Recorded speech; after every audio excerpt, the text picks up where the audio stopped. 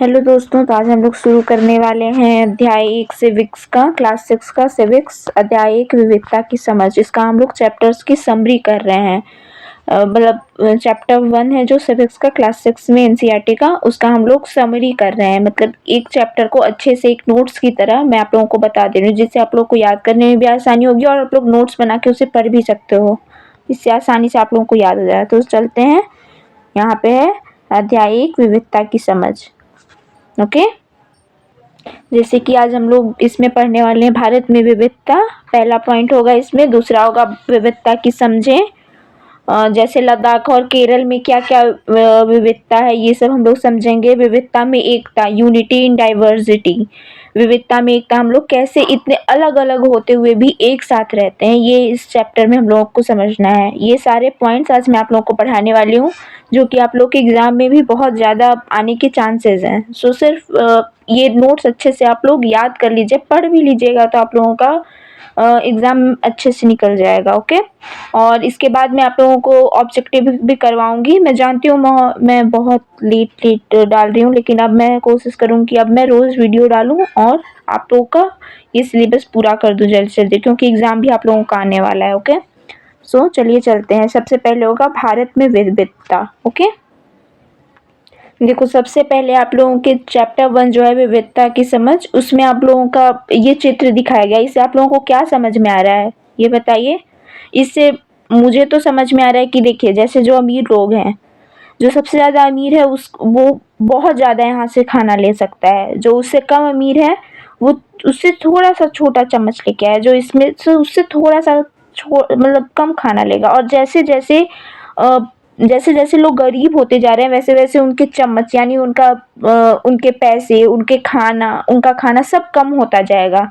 मतलब जो जीने के लिए सबसे ज़्यादा ज़रूरी है खाना, वो भी उनको नहीं मिल पाएगा। और जो सबसे ज़्यादा गरीब होगा वो खाने के लिए तरसेगा।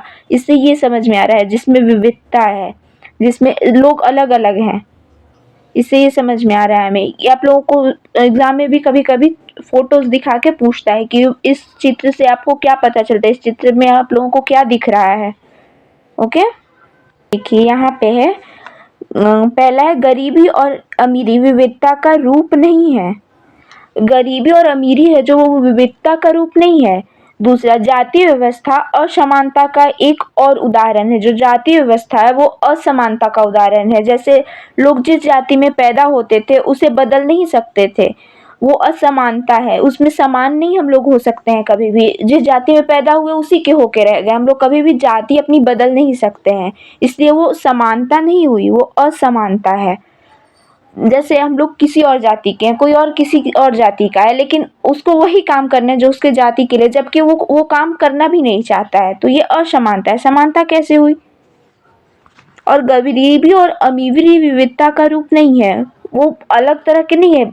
जो गरीब है वही तो आगे चल के अमीर बनेगा। अब हम लोग पढ़ने जा रहे हैं भारत में विविधता, कल्चरल डाइवर्सिटी फेस्टिवल। एक तरह से हम लोगों की जो भारत में जो विविधता है वो बहुत अलग है।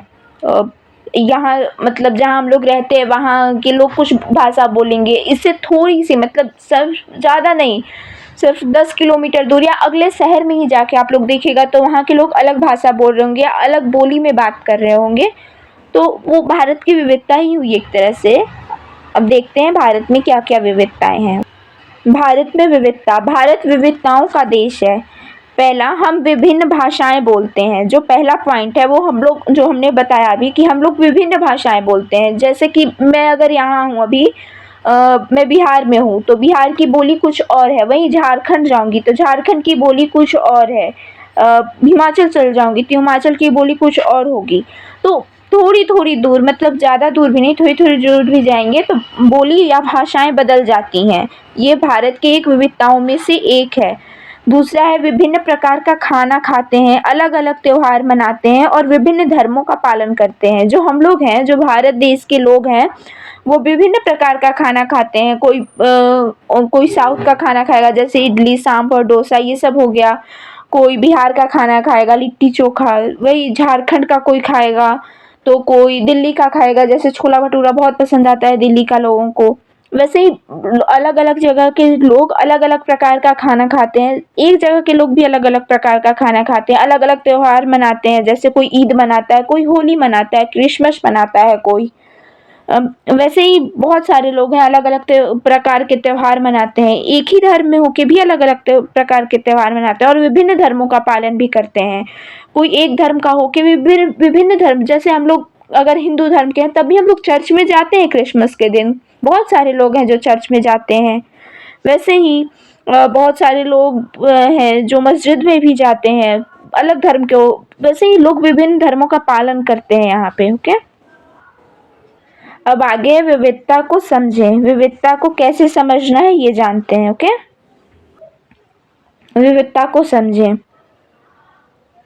200-225 वर्ष पहले जब रेल, हवाई जहाज, बस और कारें हमारे जीवन का हिस्सा नहीं थे, तब भी लोग संसार के एक भाग से दूसरे भाग की यात्रा करते थे। पहला पॉइंट होगा, अक्सर यात्राएं खेती और बसने के लिए नई जमीन की तलाश में या फिर व्यापार के लिए की जाती थी। जैसे पहले के जो लोग होते थे, पहले जो आदि मानव होते थे या फिर उससे भी ज़्यादा पहले के नहीं, हमारे ही पूर्वज ले लीजिए, जैसे कि 200 वर्ष पहले ही जब लोग थे, जब रेल, हवाई जहाज ये सब कुछ नहीं था, तो बैलगाड़ी होती थी, पालकी होती थी, इससे लोग एक जगह से दूसरे जगह यात्राएं करते थे, पैदल भी लोग यात्राएं करते थे। वो हमेशा यात्राएं जो होती थी वो खेती के लिए होती थी, नए जमीन नई जगह देखने के लिए होती थी, बसने के लिए होती थी या फिर व्यापार के लिए होती थी कि एक जगह से दूसरे जगह सामान को बेचने जाना है, तो व्यापार के लिए भी बहुत सारी यात्राएं होती थी। कुछ लोग काम की तलाश में और कुछ युद्ध के कारण घर छोड़ देते थे। पहले के जो कुछ लोग होते थे वो काम की तलाश में, जैसे व्यापार के लिए हो गया या फिर काम कोई नौकरी के लिए हो गया, बाहर जाते थे, या फिर कुछ लोग युद्ध के कारण घर छोड़ते थे। बहुत सारे ऐसे सैनिक होते थे, जैसे कि आज भी हमारे बॉर्डर पे जो जवान होते हैं वो अपना घर छोड़ के, युद्ध के कारण ही तो घर छोड़ के अभी भी रहते हैं। लोग नई जगह बसना शुरू करते थे तो उनकी संस्कृति और नई जगह की संस्कृति में आदान प्रदान होता और धीरे धीरे एक मिश्रित संस्कृति उभरती। जैसे पहले के जो लोग होते थे या आपके भी जो लोग होते हैं, हम भी लोग कहीं दूसरी जगह जाते हैं या फिर कहीं दूसरे शहर में जाते हैं, देश में जाते हैं, तो वहाँ के जो लोग होते हैं उनसे उनकी नई संस्कृति कुछ हम लोग सीखते हैं, हमारी नई संस्कृति कुछ वो लोग सीखते हैं, जिससे हमारी संस्कृति का आदान प्रदान होता है। जैसे कि पहले भी बहुत सारे ऐसे लोग आए, जैसे पहले अरब से लोग आए, बहुत सारे ऐसे लोग आए, आप लोगों को इतिहास में ये सब पढ़ने के लिए मिलेगा आगे। बहुत सारे ऐसे लोग आए जिससे जिनकी कुछ धार्मिक संस्कृति या फिर ऐसे ही संस्कृति, जिनकी संस्कृति हमने सीखी, हमारी संस्कृति कुछ उन्होंने सीखी, वो यहाँ बस गए और जैसे ही वो संस्कृति आदान प्रदान हुई तो एक मिश्रित संस्कृति उभरी। दोनों की संस्कृति मिलकर आज ऐसी संस्कृति बनी है जिससे बहुत सारे लोग बोलते हैं कि हमारी संस्कृति में भी ये चीज़ है, हम लोग बोलते हैं हमारी संस्कृति में भी है। तो वो संस्कृति का आदान प्रदान दिखाता है कि इतिहास में कुछ ऐसी घटना हुई जिससे वो लोग यहाँ आए, हमारी संस्कृति मिश्रित हुई, या फिर हम लोग वहाँ गए, हमारी संस्कृति मिश्रित हुई और ये संस्कृति उभरी है। ओके, अब आगे हम लोग पढ़ेंगे लद्दाख के बारे में। ओके, तो ये लद्दाख है, इसके बारे में अब हम लोग पढ़ने वाले हैं। लद्दाख जम्मू और कश्मीर के पूर्व में पहाड़ियों में बसा एक रेगिस्तानी इलाका है। जो लद्दाख है वो जम्मू और कश्मीर के पूर्व में पहाड़ियों में बसा एक रेगिस्तानी इलाका है। यह शीत मरुस्थल है। ये जो है ये शीत मतलब ठंडा मरुस्थल है। यहाँ के लोग एक खास किस्म की बकरी पालते हैं जिससे पश्मीना ऊन मिलता है। यह ऊन कीमती है, इसलिए पश्मीना शाल बड़ी महंगी मिलती है। यहाँ के जो लोग होते हैं वो खास किस्म की बकरी को पालते हैं जिससे पश्मीना ऊन मिलता है। यह ऊन बहुत कीमती होता है, जो कि ये पश्मीना जो ऊन होता है ये बहुत कीमती होता है, जिससे इसके जो पश्मीना के जो शाल बनते हैं ये बहुत महंगे होते हैं। जो पश्मीना के शाल आप लोग सुने होंगे, माँ से ये पश्मीना का है, वो शाल बहुत महंगा होता है। मुख्यतः कश्मीर में भी पश्मीना शाल बुनी जाती है। जो पश्मीना की जो शाल है वो मुख्य प्रकार से कश्मीर में ही बुनी जाती है। यहाँ के लोग दूध से बने पदार्थ जैसे मक्खन, चीज़ एवं मांस खाते हैं। यहाँ के जो लोग होते हैं वो दूध से बने पदार्थ जैसे मक्खन, चीज़ या फिर मांस खाते हैं। हर एक परिवार के पास कुछ गाय, बकरी या और याक होती है। जो ये याक होती है। लद्दाख व्यापार के लिए एक अच्छा रास्ता माना गया क्योंकि यहाँ कई घाटियाँ हैं जिनसे गुजरकर मध्य एशिया के काफिले उस इलाके में पहुँचते थे जिसे आज तिब्बत कहते हैं। लद्दाख व्यापार के लिए एक बहुत अच्छा रास्ता माना गया है क्योंकि यहाँ कई ऐसी घाटियां हैं जिससे गुजरकर मध्य एशिया के जो काफिले होते हैं, जो लोग होते हैं, उस इलाके में पहुंचते थे जिसे आज तिब्बत कहते हैं। तो लद्दाख जो है वो व्यापारी मार्ग बहुत अच्छा था पहले क्योंकि इससे जो गुजरते थे, इस यहाँ पे जो घाटियां हैं उससे जो मध्य एशिया के काफिले जो निकलते थे व्यापार के लिए या फिर कुछ भी चीज के लिए, ये काफिले यहाँ की घाटियों से गुजरकर आज के तिब्बत में पहुंचते थे। ओके, लद्दाख के रास्ते ही बौद्ध धर्म तिब्बत पहुंचा था। जो लद्दाख है उसी के रास्ते जो आज का बौद्ध धर्म है वो तिब्बत पहुंचा था। लद्दाख को छोटा तिब्बत भी कहते हैं। लद्दाख जो है वो छोटा तिब्बत भी कहा जाता है। 400 साल पहले यहाँ पर लोगों का इस्लाम धर्म से परिचय हुआ और अब यहाँ अच्छी खासी संख्या में मुसलमान रहते हैं। 400 जो लद्दाख है उसे छोटा तिब्बत भी कहते हैं। यहाँ के जो लोग हैं उन्हें इस्लाम धर्म का पता लगभग 400 साल पहले चला था और यहाँ पर अब अच्छी खासी संख्या में मुसलमान लोग रहते हैं। तिब्बत का ग्रंथ केशर सागा लद्दाख में काफ़ी प्रचलित है। इससे आप लोग याद रखिएगा, तिब्बत का ग्रंथ केशर सागा लद्दाख में काफ़ी प्रचलित है। तिब्बत का जो ग्रंथ है उसका नाम है केशर सागा जो कि लद्दाख में काफ़ी प्रचलित है। इसके स्थानीय रूप को मुसलमान और बौद्ध दोनों ही लोग गाते हैं और इस पर नाटक खेलते हैं। जो तिब्बत ग्रंथ केशर सागा है उसके स्थानीय रूप को मुसलमान और बौद्ध दोनों लोग गाते हैं और इस पर नाटक भी खेला जाता है। ये जो ग्रंथ है इस पर ये लोग गाया जाता है लोगों के द्वारा और इस पर लोग नाटक भी खेलते हैं या फिर नाटक भी करते हैं।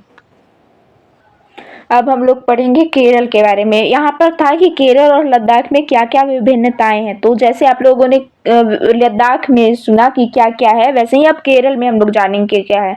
उसके हिसाब से हम लोग केरल और लद्दाख के बीच की विभिन्नता का भी पता हमें चल जाएगा जो कि हम लोग क्वेश्चन आंसर में आप लोगों को करवाएंगे। ओके,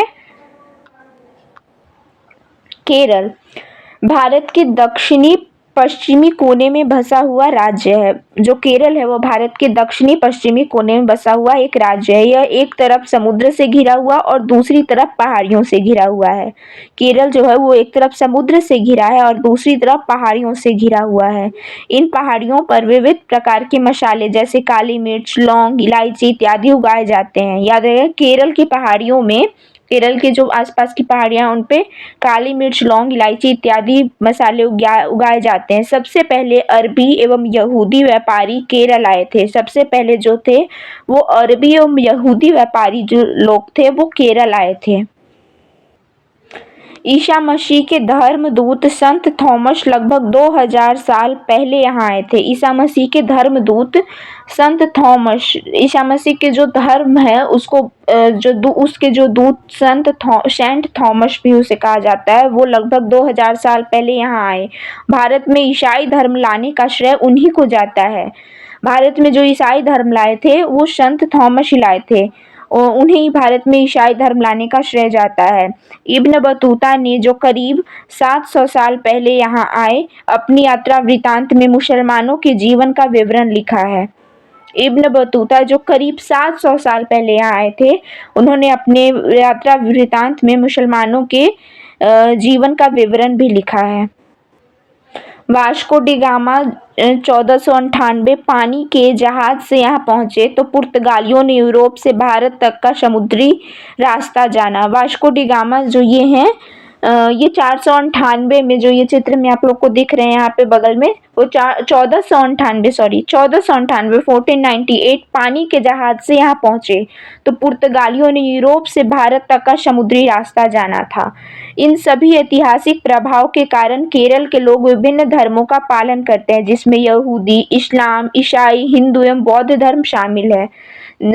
इसी से आप लोगों को पता चल जाए कि केरल में विभिन्न धर्मों का लोग पालन करते हैं, जिसमें यहूदी भी है, इस्लामिक भी है, ईसाई भी है, हिंदू भी है और बौद्ध धर्म भी है। जबकि लद्दाख में सिर्फ आप लोगों को इस्लाम और बौद्ध धर्म का ही झुकाव दिखता है, जबकि यहाँ पे आप लोगों को सारे धर्मों का झुकाव मिलता है, जो कि आप लोगों को एक विभिन्नता मिल गई दोनों में।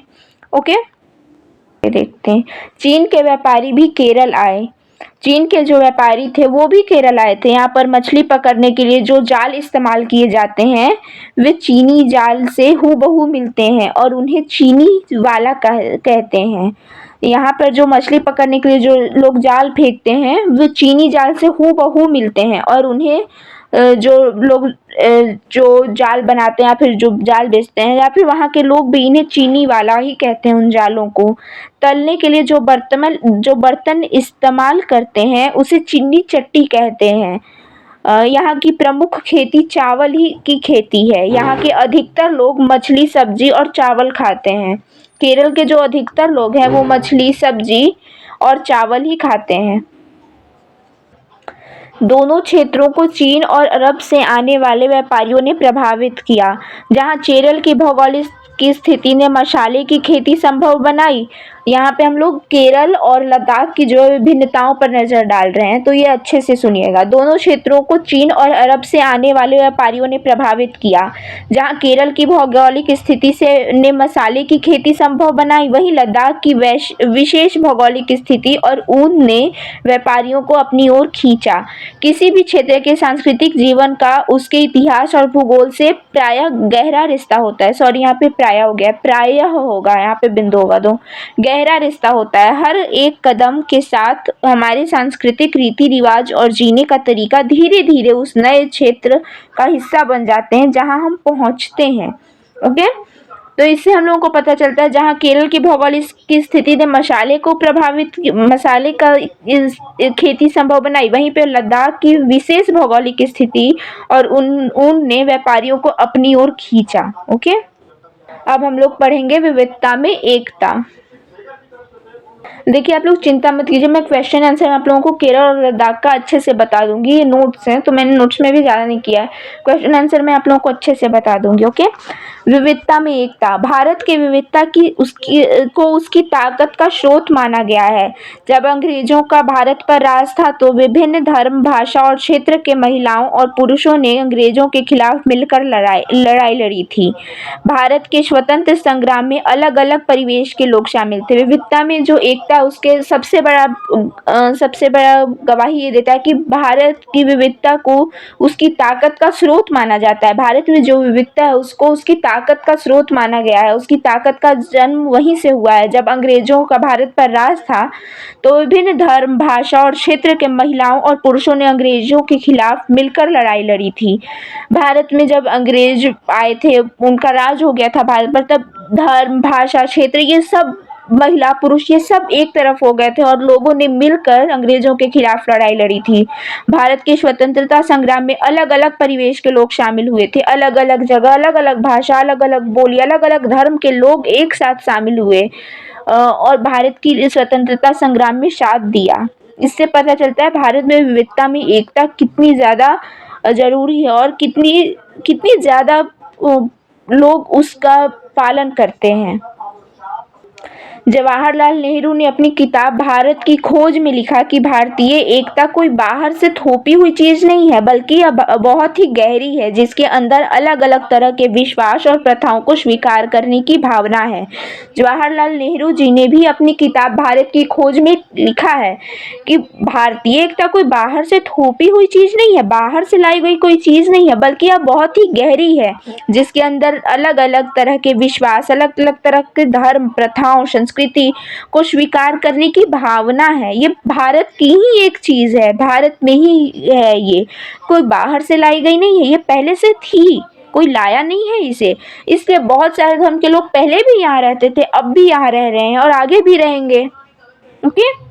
रविन्द्रनाथ टैगोर द्वारा रचित हमारी राष्ट्रगान भी भारतीय एकता की एक अभिव्यक्ति है। भारतीय जो एकता है उसकी ही एक झलक हमें दिखाती है। ओके।